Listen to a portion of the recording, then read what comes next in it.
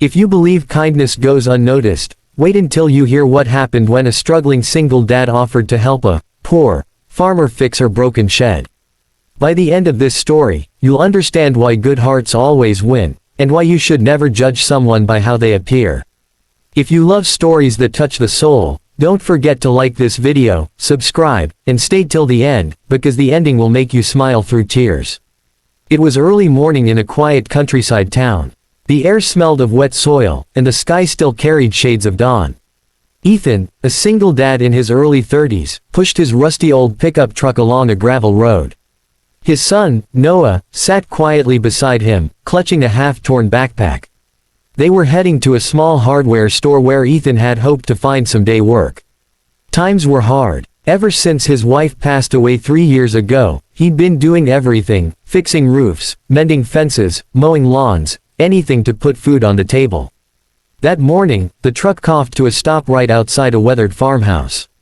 A woman stood near a broken shed, holding a hammer awkwardly in her hand. She looked exhausted, her shirt stained with dirt, hair tied messily under a straw hat. Ethan rolled down his window. "You need help with that, ma'am?" he asked politely. The woman sighed, looking up at him with relief. "Honestly, yes. This old thing's falling apart. I was trying to fix it myself, but," she lifted her hands, they were trembling from effort. Ethan stepped out, offering a warm smile. "I can take a look. Won't charge much." The woman smiled faintly. "I'm Clara," she said.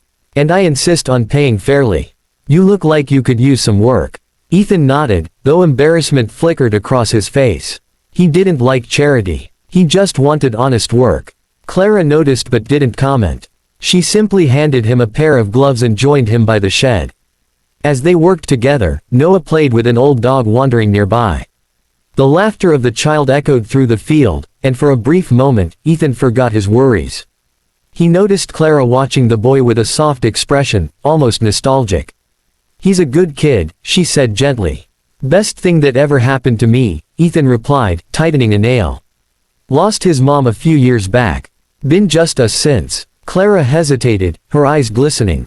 "I'm sorry. That must be hard." Ethan shrugged with quiet strength. "Some days are harder than others. But I promised her I'd raise him right. Even if I gotta fix 100 sheds to do it." They worked for hours. When the shed was finally standing strong again, Ethan dusted off his hands.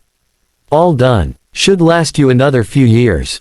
Clara smiled, handing him a folded envelope. "For your work." Ethan hesitated before taking it. "That's too much. It's what your time is worth," she said softly. "Please." He finally accepted it, nodding gratefully.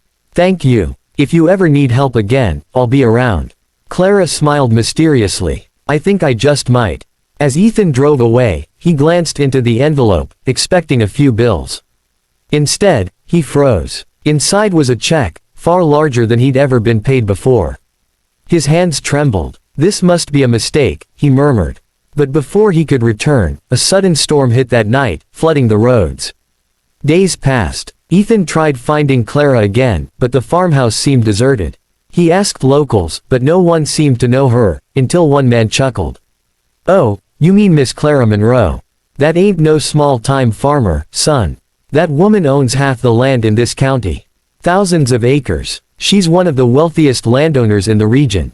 Ethan's jaw dropped. "You're joking." "Nope," the man said with a grin. "But she's known for dressing plain, working the land herself sometimes. Says it keeps her humble." Ethan couldn't believe it. That simple farmer was actually one of the richest women around, and she'd chosen not to reveal it.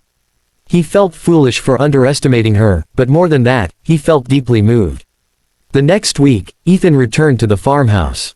Clara was out by the fields again, this time supervising workers loading hay into large trucks. When she saw him, her face lit up. "Ethan, I was hoping you'd come back." He held up the check. "You overpaid me." She smiled, shaking her head. "No, Ethan, I didn't. I paid you what your integrity is worth. I wanted to see if you'd still help someone you thought had nothing to offer. And you did, with kindness and respect. That's rare." Ethan blinked, unsure what to say. Clara stepped closer. "You see, people help me all the time because of what I own. But you helped because of who I am. That's why I want to offer you something more." She handed him a small envelope.